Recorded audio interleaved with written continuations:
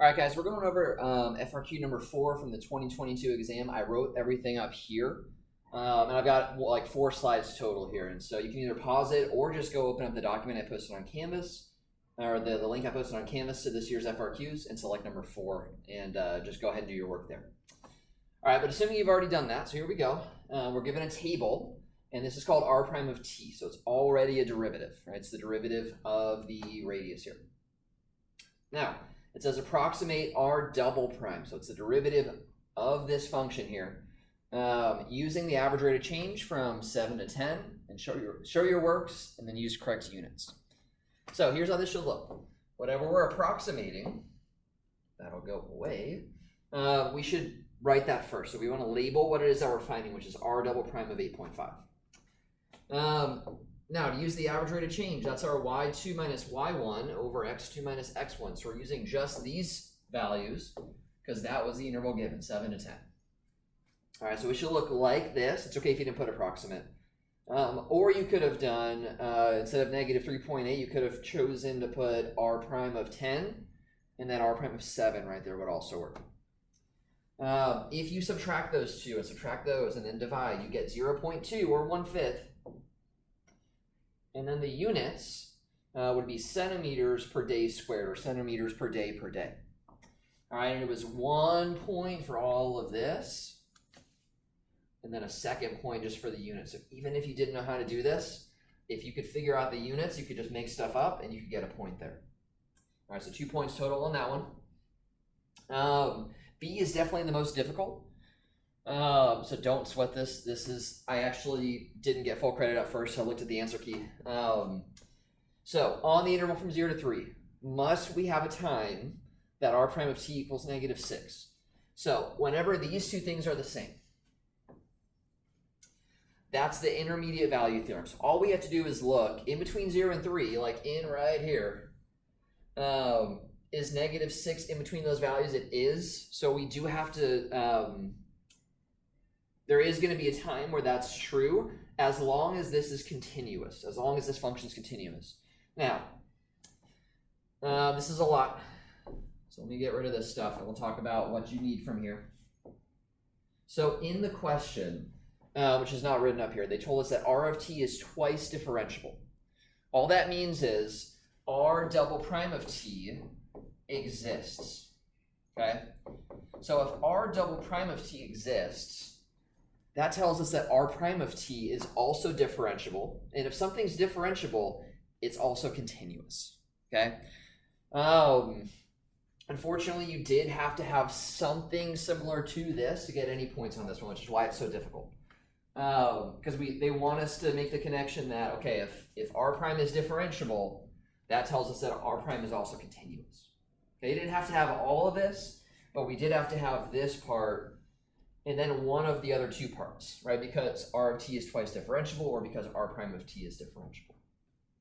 Now, the next part, so this is the intermediate value theorem here. What they want us to show, and there's a bunch of ways to do this. They want us to show that negative 6 is in between these two values. Okay, so it doesn't have to be as much as I put here, but I'll wait till the bell. I'm not going to edit this, by the way, so it's just going to stay there. But r prime of 0 equals negative 6.1, and r prime of 3 equals negative 5. So r prime of t equals 6, or negative 6. Ooh, forgot my negative. Negative 6. Now, at first that was all that I put, but they wanted us to make it very, very clear that this number is in between these two. All right, so you were supposed to actually write this right here. So since negative 6.1 is less than negative 6 is less than negative 5, for some value t in the interval, this is going to occur right here. All right, so that equals that because of that for some value t in the interval. All right, so again, that one's really tricky. It's worth a total of 2 points, but really tough to get either. Now, part C, use a right-Riemann sum with 4 subintervals to approximate this. Now, before I do this question, I just want to mention something. If this was r of t, okay, it wouldn't have asked us for a right-Riemann sum. If this was r of t and this is r prime of t, it would have wanted us to do take an antiderivative to get r of t and plug in 12 minus plug in 0. Now, it's not the question here, all right? But I just wanted to establish that if this was a table of R of t, it would be very different. Okay, so our right Riemann sum, 4 subintervals. So here's how we start this one. We showed our notation. That's what we're approximating. Oops, approximating. Okay. So our first interval for a right Riemann sum, we're going to go from 0 to 3.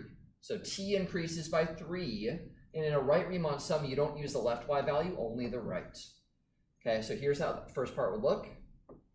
It would be 3, because that's how much t increases, multiplied by the right y value. Okay, for the next interval, right, how much does t increase by? Well, it increases by 4, and we're going to multiply 4 by that right value again, so negative 4.4. In the next interval, t increases by 3, and we're going to use the right value, so 3 times negative 3.8. And then the last one, t increases by 2, so 2 times negative 3.5. Now, you had to work with decimals. It was a point for this line right here. And I think they said you had to have 7 out of the 8 values correct. So if you messed up just one, you still got your first point. But then you had to correctly calculate this and get negative 51, which is tough without a calculator, but it was a second point for the negative 51.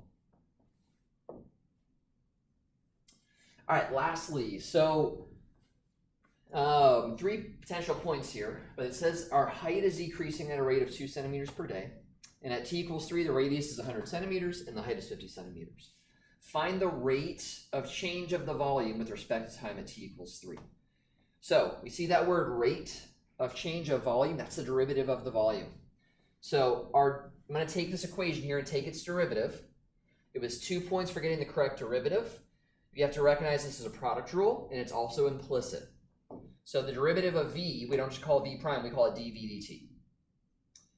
Then, from there, all right, so I'm taking a derivative of just this part first, and I'm leaving the h alone, so this part becomes 1/3 pi times 2r dr dt, and I bring the h down, plus this part just goes right here, and then the derivative of h is 1 dh dt.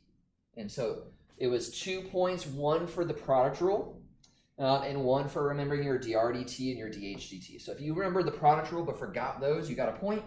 And if you forgot the product rule but remember these, you got a point. All right. And there's other equivalent answers. The order can be switched. You could have put the 2 on the top of the fraction there. But it just has to be the correct process there. The next point was from plugging in. And we got to use correct notation here.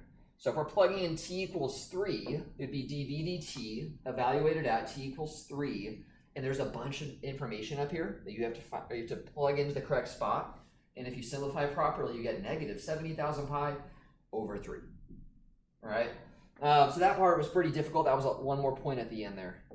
All right. So on this one, I think on this part probably only got 1 or 2 points.